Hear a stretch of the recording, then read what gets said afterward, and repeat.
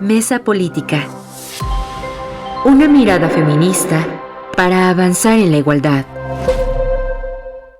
Hola, ¿qué tal? Bienvenidas a una nueva emisión de Mesa Política, una mirada feminista para avanzar en la igualdad. Yo soy Lucía Lagunes Huerta y pues el día de hoy con nuestras analistas, con Marta Tagle y con Imelda Marrufo y Angélica de la Peña, pues vamos a hablar de cuál es la concreción, digamos, presupuestaria, en qué tanto somos prioridad para este gobierno precisamente en materia de recursos en presupuesto y cómo estamos o no las mujeres en este presupuesto. Así que quédese con nosotras. Marta Tagle, Imelda Marrufo, bienvenidas. Marta se entregó ya la propuesta presupuestal.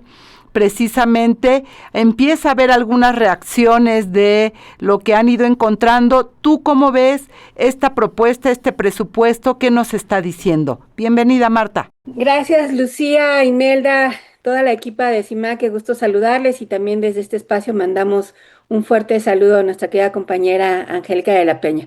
Y bueno, primero sí me parece importante colocar el contexto. El 8 de septiembre el gobierno federal entregó el paquete económico para el 2026 y este paquete económico, digamos, se integra de dos grandes apartados. Uno que tiene que ver con toda la parte de ingresos y otra justamente el presupuesto de ingresos. Y creo que me parece desde esta mesa necesario señalar que además muy pocas veces como que nos detenemos en la parte de los ingresos, es decir, cómo el gobierno está planteando juntar todo lo que se requiere para justamente el ejercicio del gasto del próximo año y particularmente desde varios espacios de feministas, pero particularmente de la Red de Política Fiscal Feminista, nos hemos dado a la tarea de señalar que también el tema de los ingresos debe de tener una perspectiva de género, porque también el tema de los impuestos tienen una carga sexista que afectan de manera diferenciada a las mujeres. De manera muy clara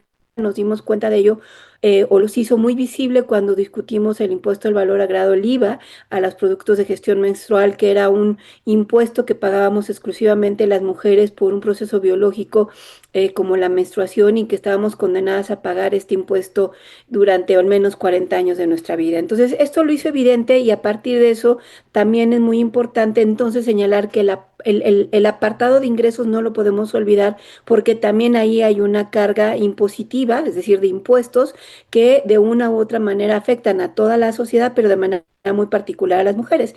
Y la otra parte, pues sin duda, es el presupuesto de egresos, donde de manera muy particular se señala el anexo 13 y ahora el anexo 31 de cuidados, pero que lo detallaremos seguramente en la mesa con mayor detenimiento. Solo quisiera comentar con respecto a la parte de ingresos, que lo que vemos de entrada es que sin duda es la propuesta de endeudamiento más grande que ha habido en la historia. Y es obvio, o sea, el gobierno no tiene suficientes finanzas públicas para pagar todas las transferencias económicas que se tienen contempladas en el presupuesto, el pago de la deuda y demás. Y entonces eso implica que el gobierno de entrada está recurriendo a una deuda muy importante. ¿Y esto cómo afecta a las mujeres? Pues sin duda afecta a las mujeres porque la deuda se paga a generaciones futuras, ¿no? Y las mujeres pues tenemos mayor esperanza de vida y además en menor calidad de vida y los tipos impuestos que pagamos las mujeres pues terminan contribuyendo al sostenimiento y el pago de esta deuda. Entonces, sin duda, cuando hablamos de deuda, hasta en la casa lo vemos, ¿no? Cuando hay deuda en la casa, las que terminamos siendo afectadas porque tenemos que ver cómo hacemos con el gasto somos las mujeres. Entonces, creo que ese es un tema importante que señalar. También hay un tema muy importante de déficit fiscal, que significa que el gobierno sabe que va a gastar más de que lo que le ingrese y eso pues también, y me parece que además con los indicadores que plantean de crecimiento que son demasiado como halagüeños, o sea, nadie cree que puedan alcanzar ese nivel de crecimiento, es muy probable que el déficit aumente, es decir, que tenga que gastar más el gobierno de lo que realmente le ingrese. Y finalmente los impuestos, aunque se anunció que no habría nuevos impuestos ni aumento de impuestos, el hecho es que están aumentando de manera particular estos impuestos del IEPS, el impuesto especial a productos y servicios, de manera muy concreta a las bebidas azucaradas y también nuevamente todos los impuestos que son al consumo, como el IVA y el IEPS, son impuestos que se conocen como regresivos. ¿Por qué? Porque tienen el mismo porcentaje para toda la población. No importa que ganes mucho o que ganes poco, pero si es el mismo porcentaje para la población, a quienes termina afectando más es por supuesto a quienes tienen menos ingresos. Y también es sabido que quienes tienen menos ingresos de la población en general somos las mujeres y que el impuesto, además, este tipo de impuestos, el IVA y el IEPS, pues son impuestos que como son en el consumo, no importa que no tengas formalmente un trabajo, ¿no? Porque dicen es que muchas personas creen que no pagan impuestos porque no están en un empleo formal y lo cierto es que todo lo que compramos tiene estos impuestos, ¿no? Y entonces, nuevamente, quienes se hacen cargo de la compra del consumo son las mujeres y por supuesto que las mujeres terminan con respecto a sus ingresos pagando más impuestos. Entonces, me parece como importante analizar también en el paquete económico este tema de los ingresos.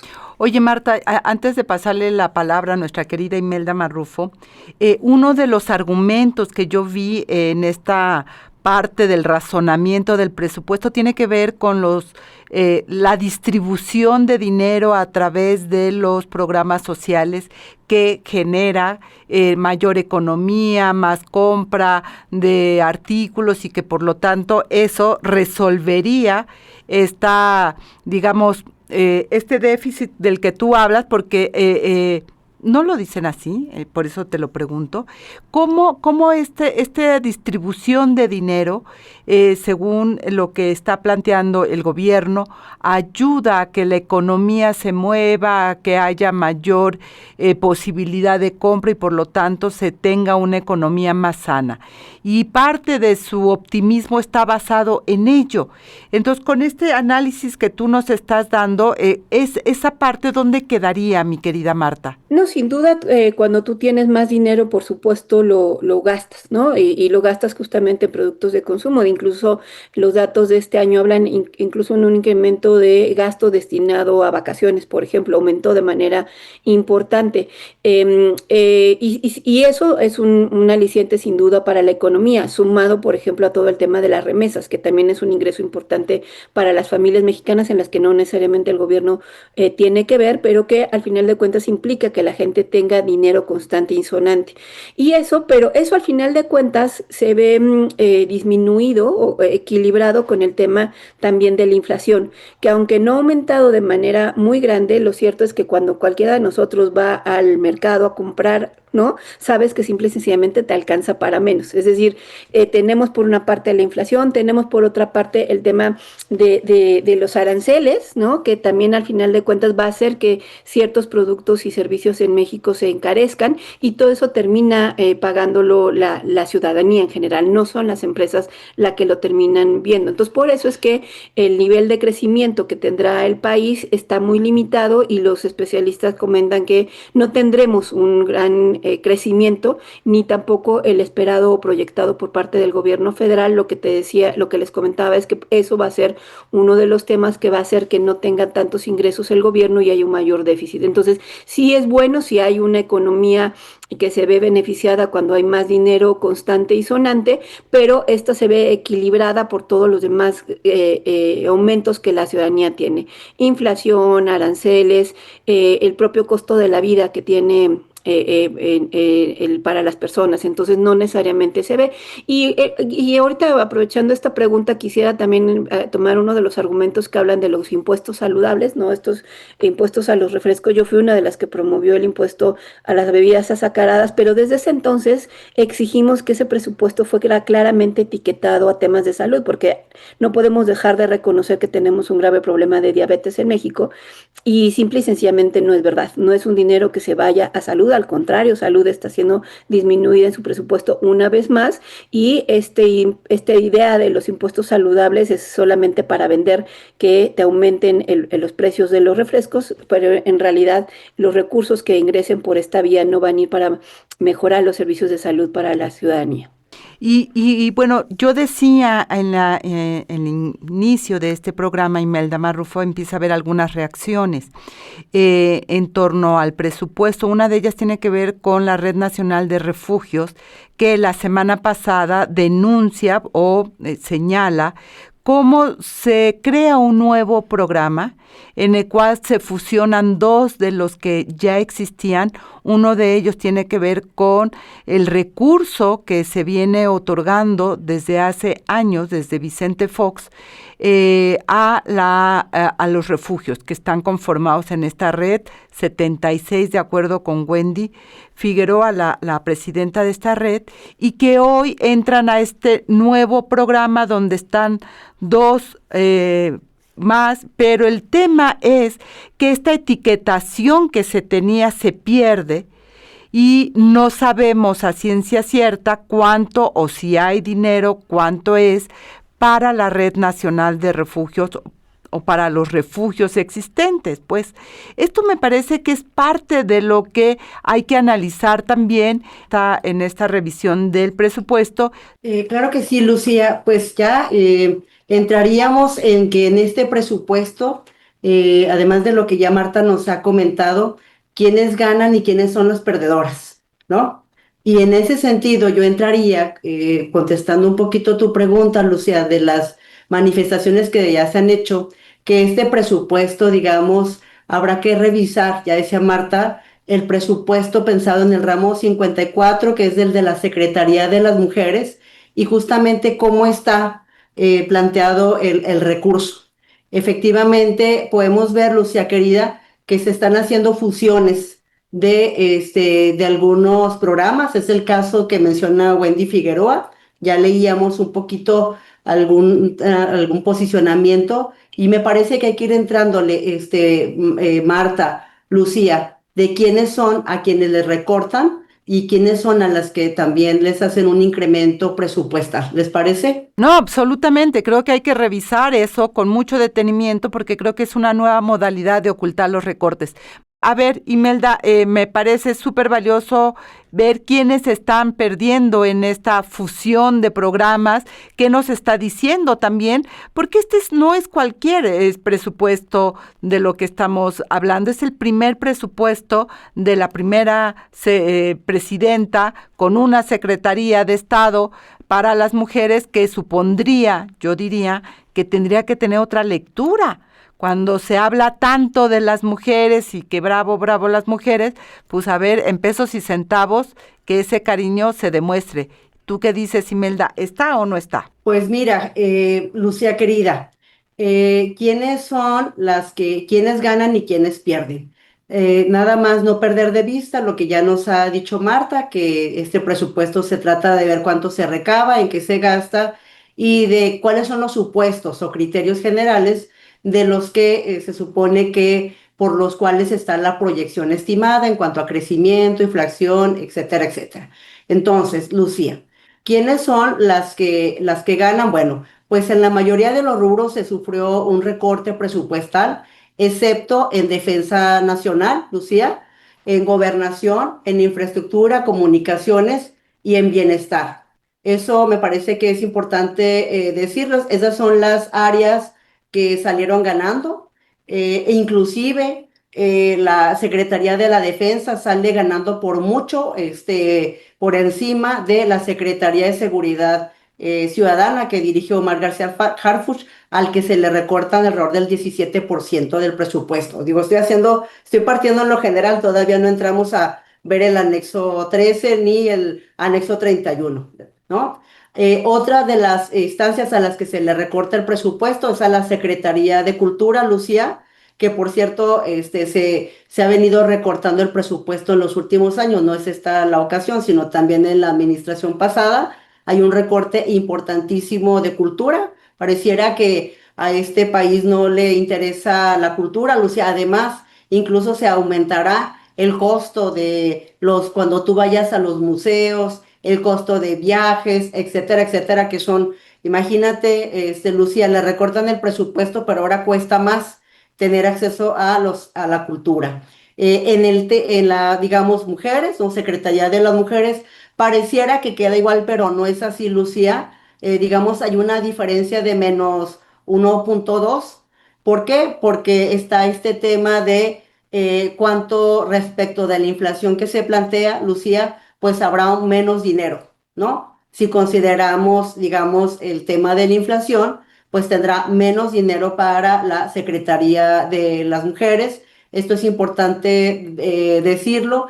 Y bueno, bienestar sí tiene un incremento en cuanto al presupuesto, pero también, por ejemplo, el área de recursos naturales, medio ambiente, Lucía, hay una disminución de menos el 4.1%. Entonces, nada más es para que nos demos una idea, efectivamente, de a dónde está el corazón y los cariños. Y que este análisis que tú haces, Imelda, que me parece muy interesante, es decir, Marta, se sigue manteniendo esta lógica que planteó el sexenio pasado de a dónde invertir.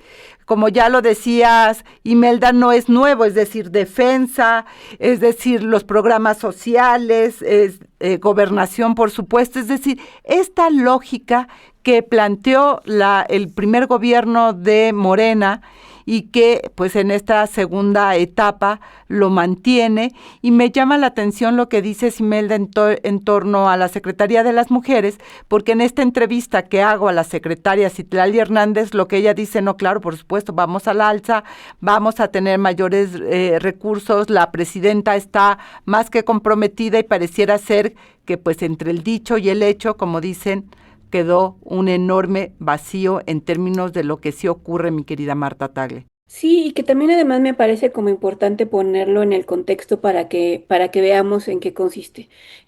Formalmente el anexo 13 tiene etiquetados, e insisto en la palabra etiquetados porque ahorita voy hacia ese lado, tiene etiquetados 599,000 millones de pesos.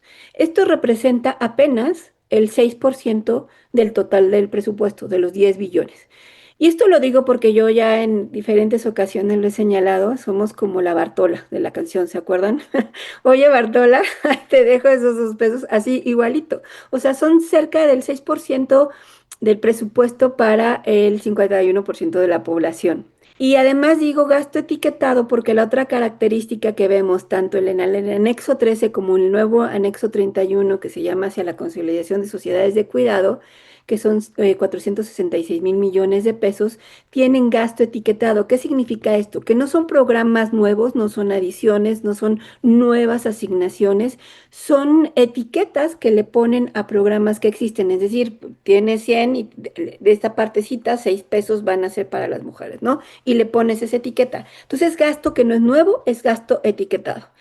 Y como bien dice Imelda, si de estos 599,000 millones que con respecto a este año que estamos terminando, efectivamente sube 120,000 millones de pesos, o sea, este año que está por terminar fueron 479,000 millones lo que etiquetaron en el anexo 13, en realidad donde vemos nuevamente el incremento de este anexo es en programas de bienestar. ¿Qué significa esto? Va para las pensiones de adultas mayores y para las becas Rita Cetina. Y donde nuevamente vemos disminuciones, algo que ha sido recurrente todo el sexenio anterior en temas de violencia y en salud, ¿no? O sea, los principales problemas de las mujeres, y es ahí donde nuevamente se ve la disminución. Entonces es gasto etiquetado, no es nueva asignación.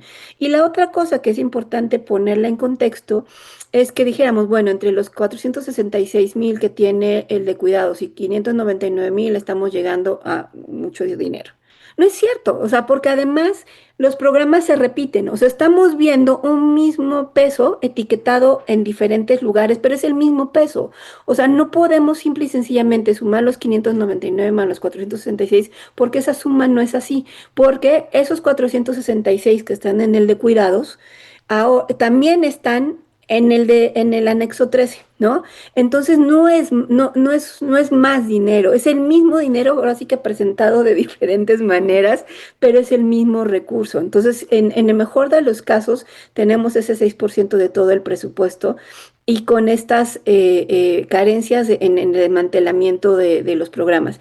Y además, déjame decirte, con respecto a lo que comentaba Imelda de los refugios y el comunicado de los refugios, es que antes de que se empezara a etiquetar el gasto, que fue a partir del 2008, el primer presupuesto del anexo, en ese entonces 9, ahora 13, veníamos justamente de una lógica de subsidios, es decir, eran unas bolsas donde se ponía dinero que iba para la igualdad antes de que hubiera un anexo etiquetado, y nosotros logramos que esa bolsa justamente se pusiera un anexo donde pudiéramos visibilizar en qué se gastaba el dinero y además hubiera una rendición de cuentas cosas con respecto a ese gasto. Si yo me voy a gastar 100 pesos en este programa, que efectivamente se gaste y no esté en una bolsa. Estamos regresando nuevamente a la etapa de los subsidios, bolsas donde están metiendo todos los recursos y que ahí verán cómo los van gastando y no necesariamente informarán cómo se está gastando y si efectivamente se le invertirá a los temas que son urgentes para las mujeres, como es el tema de los refugios. Y claro, y estas grandes bolsas, Imelda, pues lo que impiden es la rendición de cuentas, el seguimiento de esos recursos, la transparencia, es decir, poder saber que si ahí hay 11 pesos, que realmente se gasten esos 11 pesos en lo que se acordó y no en lo que a alguien más se le pueda ocurrir, Imelda. Sí, yo creo que efectivamente, Lucía, Marta, falta más, digamos, habría que ver la transparencia, meterlos a un Zoom, porque efectivamente, Marta, también en la revisión que hice, me llamó mucho la atención este apartado del anexo 31, que lo revisé 2 veces, porque se repetía, como tú lo dices, lo que ya establecía en el anexo 13. Por otra parte, Lucía querida, decir, Marta, que también es una trampa desde hace buen rato el anexo 13, porque hay temas o contenidos en el anexo 13 que, Marta, no tendrían que estar allí. Finalmente, habrá que ver, digamos, en el tema de a qué se le está dando, Lucía, más presupuesto y efectivamente tiene que ver con el reparto de recursos, ¿no? Llama mucho la atención eso. Si bien es cierto, hay, digamos, un presupuesto para la inversión, que no lo hubo el año pasado, lo cierto es que no hay, Lucía, una transparencia, digamos, en cómo se definen este tipo de recursos y por eso pasa lo que ya Marta nos platicaba. Entonces, por eso yo lo que encuentro allí es que habrá que ver efectivamente una revisión más exhaustiva, aún meternos a hacer un Zoom, porque la verdad, Marta, estos números y estas cifras, digamos, pues no van cuadrando. Es cierto que habrá más recursos, por ejemplo, para la pensión esta de bienestar, ¿no? Del 60, que se disminuyen a 60, digamos, los años para poder dar estas pensiones. Y es cierto, digamos, que pasa esa circunstancia, pero también es cierto que tenemos disminución en estas otras, como tiene que ver con el recorte, digamos, pues para estas refugios, como ya se ha señalado. Entonces me parece que ahí hay una trampa, sobre todo también planteando, Lucía, Marta, recordando que hay una agenda pendiente y un tema de la brecha también, que es cerrar en materia de ahorro. Los hombres, digamos, son los que tienen el 100% del ahorro, mientras que las mujeres el -1 de ahorro. Es decir, en México no hay una capacidad para que las mujeres, sobre todo las mujeres que están, digamos, en estas de los que tienen menos recursos, capacidad para ahorrar. O sea, ¿cómo si no tienes capacidad para ahorrar, Lucía? Ya lo veíamos semanas atrás, ¿cómo vas a hacer un consumo? ¿No? ¿Cómo vas a garantizar una vejez digna, mi querida Imelda? Es decir, podrás tener la pensión de 60, 60 y tantos, que son 3,000 pesos, si mi memoria no me falla, cada bimestre, y es todo lo que tienes, porque tu trabajo fue en el hogar donde no hay ningún recurso. Entonces, muchos de los hombres, y lo veíamos también en México, con México Cómo Vamos, esta organización que ha hecho un seguimiento muy puntual de ciertos programas, veíamos en el caso de los hombres, ellos, digamos, tienen dos pensiones, la del trabajo remunerado más esta pensión que da el gobierno, y eso los coloca inmediatamente en una condición de desigualdad a las mujeres. Y por eso, por más dinero que se distribuya entre las mujeres, cuando se recuerdan cuando decía López Obrador, no, pero hay más mujeres en la beca de los viejitos que hombres, y por eso sí tiene perspectiva de género. Obviamente él no lo decía así, pero lo quería justificar. El tema es estas desigualdades. En lugar de ir tratando de cerrar esas brechas, solamente se distribuye el dinero, y como hay muchas mujeres que son beneficiarias, decimos que estamos haciendo algo para cerrar esas brechas de desigualdad, y no es así. Marta, y me parece que estos son los distintos escenarios. Hablar de presupuesto no es solamente de números, de billones, de millones, de pesos y centavos, de partidas, sino también de la visión, la planeación que hace un gobierno hacia el año siguiente, en este caso 2026, en una lógica de mejora, diríamos, en términos de la población, o al menos eso tendría que ser, pero es sobre todo lo que ese gobierno está priorizando para desarrollar en el próximo 2026. Y lo que hemos dicho, las mujeres no somos prioridad, ni en este gobierno ni en los anteriores. Que eso, lo triste, digamos, en este gobierno es que cuando tenemos a la primera presidenta, la Secretaría de las Mujeres, podríamos pensar que seríamos prioridad, pero esa lógica no ha cambiado, Marta Tagle. Sí, porque sin duda todas las, digamos, promesas, compromisos, incluso recordemos esta lista de compromisos que hace la presidenta, quedan solamente en el discurso si no se ve reflejado en los programas presupuestales. Es decir, cualquier política pública para poderse realizar requiere necesariamente tener un presupuesto. De otra manera, quedan buenas intenciones en el mejor de los casos y en el peor, pues en demagogia, ¿no? Y por eso es que el llegamos todas siempre se sigue vaciando de contenido, porque nuevamente pues queda en un discurso, ¿no? Al final de cuentas vemos que, digamos, el presupuesto de este año, decíamos, bueno, ya no le tocó tanto a la presidenta, todavía lo mandó el gobierno anterior. Generalmente el primer año no necesariamente le toca al presidente entrante, en este caso a la presidenta, pero este sí ya es un presupuesto que envió su propio equipo, incluso hubo ahí un retraso ese día para enviarlo, ¿no? Entonces, obviamente, ella estuvo pendiente de lo que se estaba mandando y efectivamente no vemos nada nuevo, ¿no?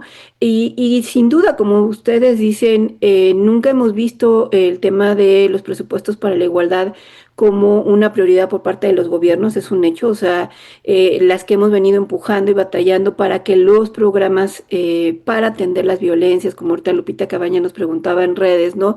Para atender las violencias, prevenirlas, sancionarlas, para promover la igualdad sustantiva, son propuestas que hemos impulsado fundamentalmente las mujeres y de manera muy concreta las feministas durante todos los sexenios, ¿no? Y ha sido con un gobierno de un partido, del otro y del otro, así que digamos que no es en nadie en ese sentido puede decir que se siente mejor uno que el otro. Sin embargo, yo diría que particularmente, o sea, no solamente no hay una prioridad de las mujeres, aunque aparentemente aumenta el presupuesto, porque sí, efectivamente, vemos las gráficas y el presupuesto se ve que creció muchísimo, pero en realidad lo que sucede con el gobierno de la 4T desde la anterior administración y esta, es que tenemos una simulación en el presupuesto de igualdad, porque lo único que hay son esta parte etiquetada de las transferencias, es decir, de toda la bolsa que hay para las becas y las pensiones para adultas mayores y las diferentes becas, la parte que corresponde a mujeres la meten al anexo 13, ¿no? Y entonces esto permite que se vea como un incremento muy grande y en realidad aumenta entre otras cosas, porque aumenta la población en esa edad, porque en esta administración decidieron además aumentar la de pensión para adultas mayores a las mujeres de 60 a 64, ¿no? Y entonces eso hace que aumente la bolsa. Pero vemos un desmantelamiento, y esa es la parte preocupante, de los pocos programas que nos costaron, ahora sí que años lograr, ¿no? Para prevenir y atender la violencia particularmente. O sea, por ejemplo, no recuerdo un buen año para los refugios. La verdad que las compañeras de la red de refugios han sido resilientes porque uno y otro gobierno insisten y van y lo han cambiado de secretaría, ya ha estado en bienestar, ya ha estado en salud, ya ha estado en gobernación y ahora está en la Secretaría de las Mujeres, ¿no? Y ya han estado ahí y prácticamente tienen el mismo recurso desde que inició el anexo 13 y sin embargo, o sea, estamos hablando por lo menos de 14 años y desde ese entonces están prácticamente con el mismo recurso tratando de sobrevivir, ni siquiera ha aumentado proporcionalmente lo que significa la inflación. Y ahora ya ni siquiera tienen esa certeza, ¿no? De que al menos va a haber esa misma cantidad, por lo menos todos los demás años había la certeza de que iban a tener esa misma cantidad, peleando que bajara, generalmente bajaba hasta después del segundo trimestre, ¿no? Después de la mitad del año, y siempre tenían que batallar. Pero ahora para el siguiente año ni siquiera saben exactamente cuánto dinero habrá porque ya no está etiquetado.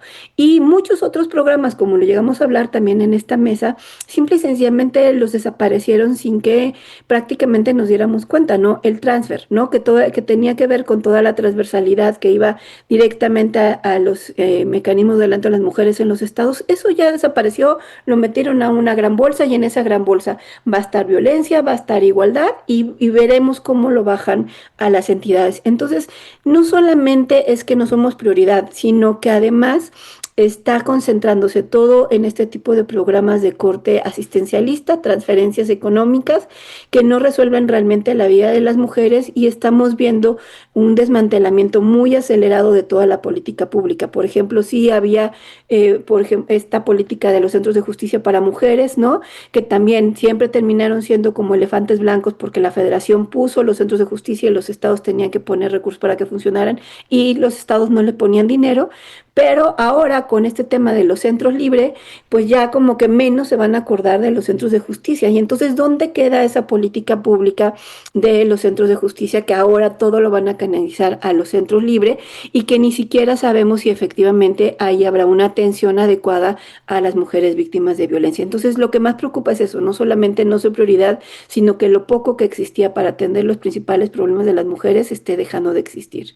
En una lógica además que ellas solamente entienden y que no socializan con el resto de la población como para al menos, Imelda, entender desde dónde están haciendo las cosas, qué están pensando, etcétera, que era algo de lo que también le preguntaba a la secretaria, en términos de los centros de justicia, los centros del adelanto de las mujeres, en fin, las abogadas, cómo estos programas se unen y demás, pero a la hora de ponerles, volvemos al tema, al presupuesto, a los recursos, también se diluye esas prioridades que se supone son los programas emblemáticos de los gobiernos, y al menos de algo que sí recuerdo es que aquellos programas emblemáticos de los gobiernos pues contaban con dinero. Hoy solamente cuentan con muchas menciones, pero es un poco lo que decía Marta, esta política de la Bartola, ¿no? Dejo 3 pesos y con esos 3 pesos hacemos como que los dineros repartan los centavos en todos estos programas que incluso estos gobiernos han desarrollado, pero no es la apuesta, vuelvo al tema, de cerrar las brechas de desigualdad, de generar que las mujeres realmente tengamos otras condiciones de vida, sino simular, y me parece que ahí el peligro, déjame ponerlo así, Melda, es mucho mayor.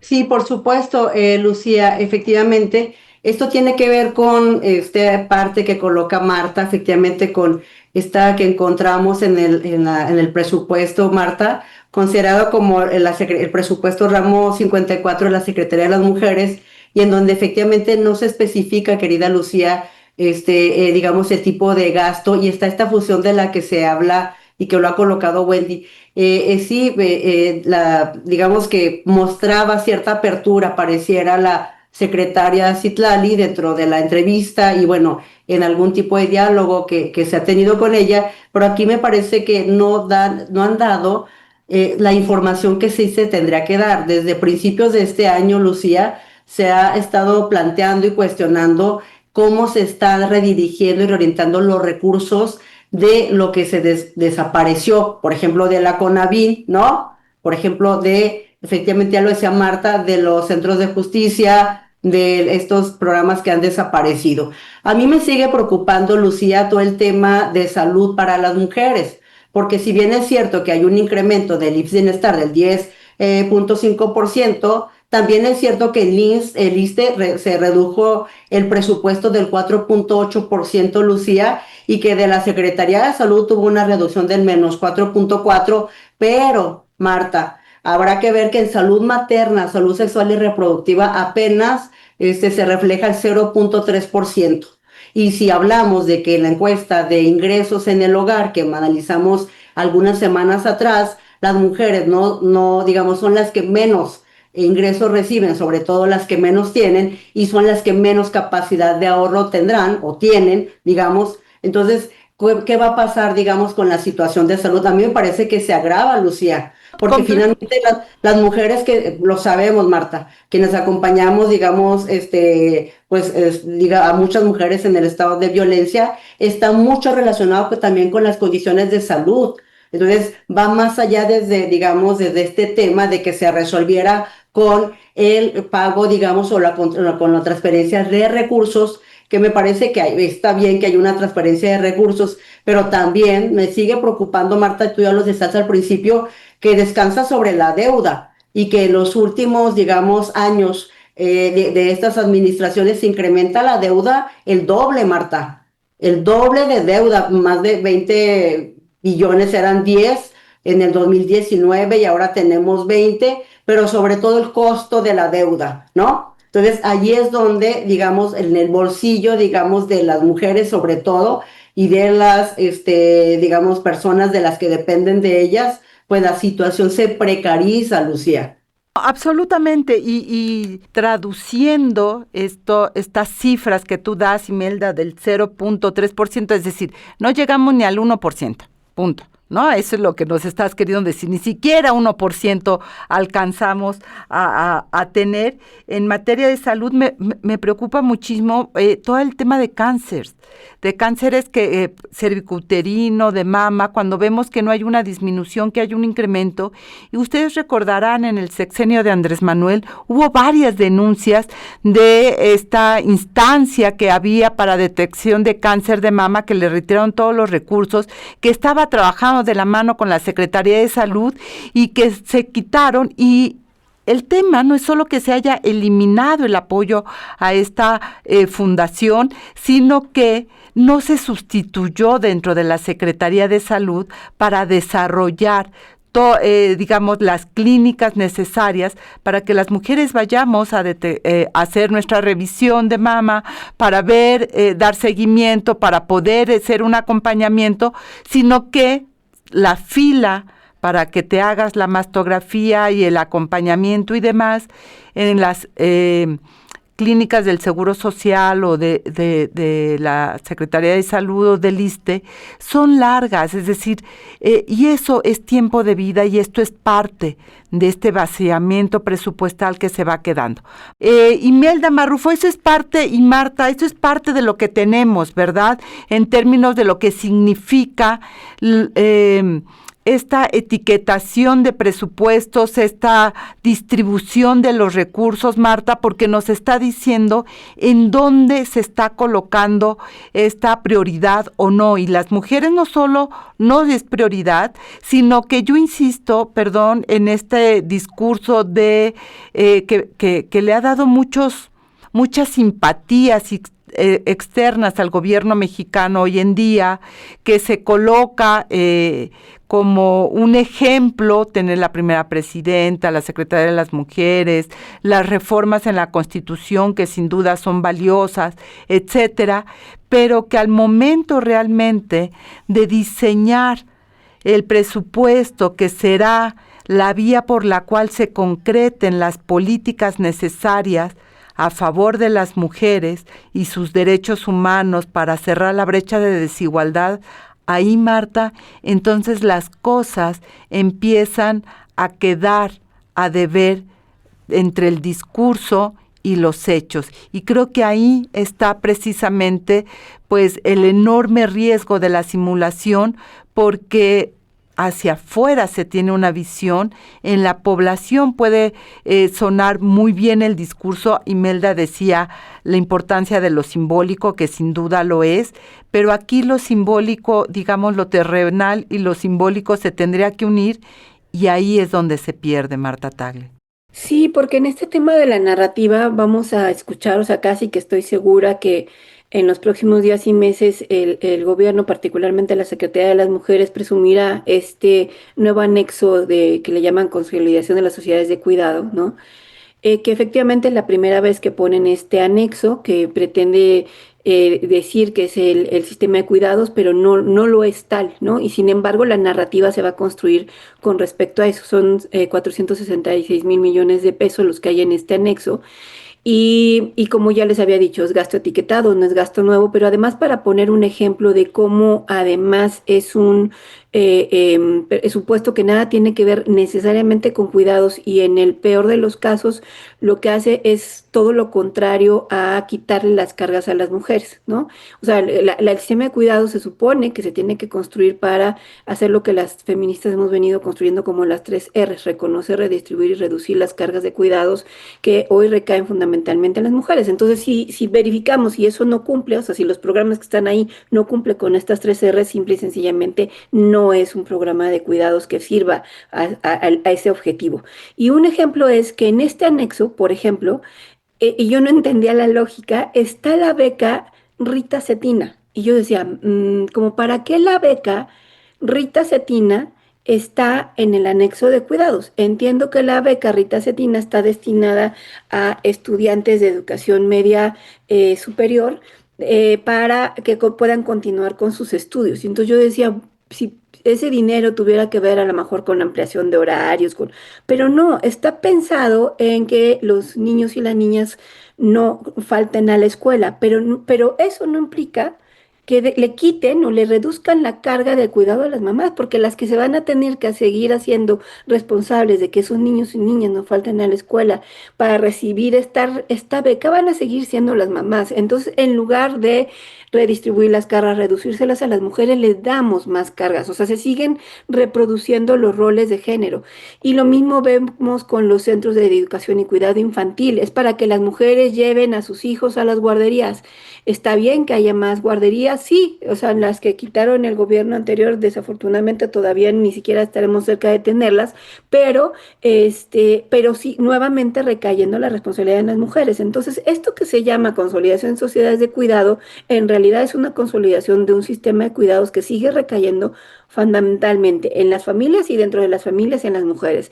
No hay una redistribución, no hay asumir una responsabilidad por parte del gobierno de los cuidados, de la parte que le corresponde, y esto, si lo vemos en la vida cotidiana de las mujeres, por lo que vamos a seguir viendo es que mujeres se tendrán que hacer de supermujeres para cumplir con todos sus roles, ser mamás, esposas, madres, abuelas, y todavía salir a trabajar y tratar de llevar ingresos a su casa, sin que haya realmente políticas que vengan a disminuir todas estas cargas que tienen diariamente las mujeres. Y que si a eso le sumamos, bueno, porque a eso hay que reconocer las condiciones de desigualdad que viven las mujeres. ¿Y qué pienso? Es decir, la lógica, mucha de la lógica de las sociedades de cuidados hoy en día está basada en si tienes empleo formal y entonces si tienes acceso a estancias infantiles. Y ahí está. Pero la gran mayoría de las mujeres que trabajan están en el mercado informal, donde no tienen condiciones para acceder a esa seguridad social que tendría que estar para toda la población infantil, por decir un ejemplo. Y la secretaria de las mujeres, Citlali Hernández, decía en el marco del foro regional que iban a hacer un barrido en el presupuesto para identificar en dónde ya se estaban haciendo acciones de cuidado.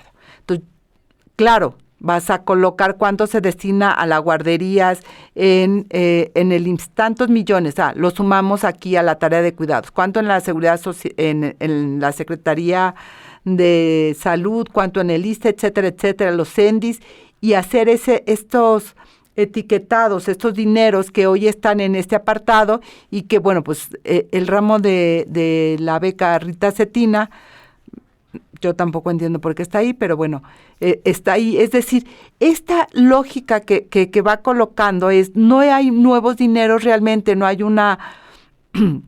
ni siquiera un diseño de qué será este Sistema Nacional de Cuidados, solamente sumar lo que ya se tiene sin que realmente desarrolle, insisto, las condiciones para que las mujeres podamos vivir en condiciones de igualdad, Imelda Marrufo, y eso es parte de lo que nos siguen quedando a deber a las ciudadanas en este país.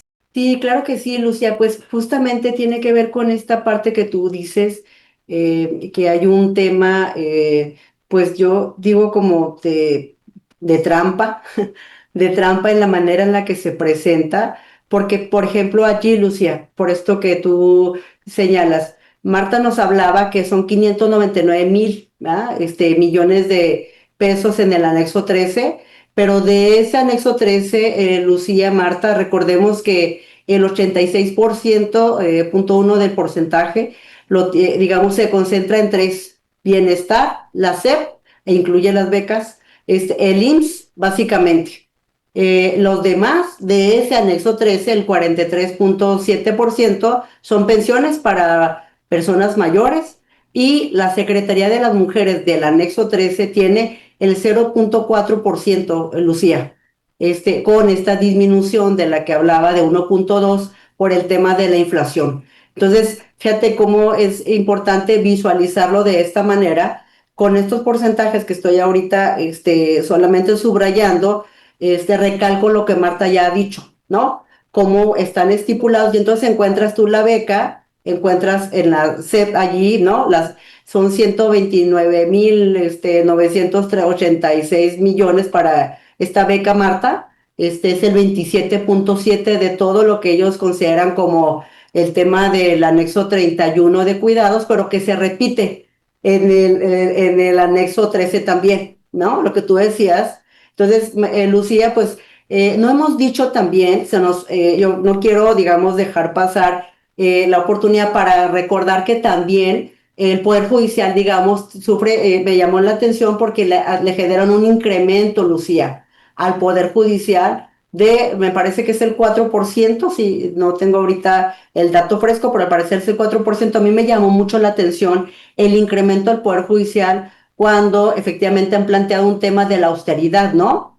Y de la disminución de salarios, demás, pero es uno, digamos, de las instancias que gana en esta proyección presupuestaria, Marta. Ya, Lucía, ya hemos dicho quiénes pierden, y eso llama mucho la atención. La verdad es que a mí me impacta y sí me molesta mucho el recorte a la Secretaría de Cultura de este porcentaje del que hablábamos, porque la verdad es que sí hay programas, por ejemplo, para el aprendizaje de las niñas, niños y adolescentes, de ciertas, digamos, espacios, por ejemplo, estos grupos de niños, de niñas que aprenden desde canto, música y demás. Pues esto impacta en que las y los maestros de estos niños, de estos grupos de niños que se conoce como semilleros creativos, pues van a estar disminuyendo considerablemente, Lucía. Y Y que, eso me parece que eso de verdad, no le encuentro una lógica por qué te van eliminando este rubro, te incrementan por otra parte Poder Judicial. No, bueno, pues la lógica es que para mí, no sé, habría que preguntarle a la presidenta y al secretario de Hacienda, pero para mí la lógica es que pues están fortaleciendo este nuevo, no sé, este nuevo Estado mexicano que se está diseñando con Morena, ¿no? Entonces, por eso le incrementan al Poder Judicial, pues porque están apostándole a algo ahí que todavía no logro entender, mi querida Imelda, no te puedo responder a semejante cosa, pero lo que quiero decir es que si esto pasa en la federación, lo que va pasando en las entidades federativas en términos presupuestales, pues es como una cascada al revés. Si aquí no somos prioridad, ¿por qué lo van a hacer en las entidades federativas? ¿Por qué le van a invertir a los centros de justicia? Si la federación no le invierte, ¿por qué le voy a invertir yo? No sé si me explico. Y entonces, claro, en el municipio ni pensarlo. ¿Qué van a invertir en desarrollar? ¿Qué? Creo que ahí están precisamente también estos mensajes desde lo concreto que tendría que estarse dando la vuelta, mi querida Marta, una frase para poder cerrar. Seguramente recuperaremos más adelante el tema del presupuesto en otro momento, porque esto no se acaba, estamos empezando, Marta. Sí, pues recordemos que ahorita apenas va a empezar la discusión en el Congreso y lo pongo totalmente entre comillas porque nos parece que seguramente lo van a aprobar tal cual, tanto la ley de ingresos como el presupuesto de egresos. Ojalá las diputadas pues sí, por lo menos posicionaran en este tema y no con falacias, ¿no? Diciendo que ya hay un momento, que somos prioridad para este gobierno, porque no es verdad, porque es una narrativa que no se refleja en la vida de las personas. O sea, creo que en esta mesa hemos insistido de manera insistente y consistente que de lo que se trata es que se mejore la vida de todas las demás mujeres. Y mientras eso no suceda, pues todo lo demás queda en discurso, buenas intenciones y en parte de esta propaganda gubernamental que no está viéndose reflejada en el día a día de cada mujer. Y que lo hemos venido diciendo, no ahora, solo quiero decir eso. No es que ahora o hace 6 años lo empezáramos a decir o hace 7. Lo venimos diciendo desde que el movimiento feminista, digamos, está presente en este país con diferentes formas, pero lo hemos estado diciendo, las mujeres no hemos sido prioridad ni en este ni en otros gobiernos, y eso es lo lamentable. Pues se nos ha agotado el tiempo. Gracias, Imelda, por estar acá. Gracias, Marta, también. Bueno, pues eso fue todo en esta emisión de Mesa Política, una mirada feminista para avanzar en la igualdad. Les invito a compartir sus comentarios en nuestras redes sociales y recuerde que puede escuchar el resto de nuestros episodios en Spotify. Mesa Política. Una mirada feminista para avanzar en la igualdad.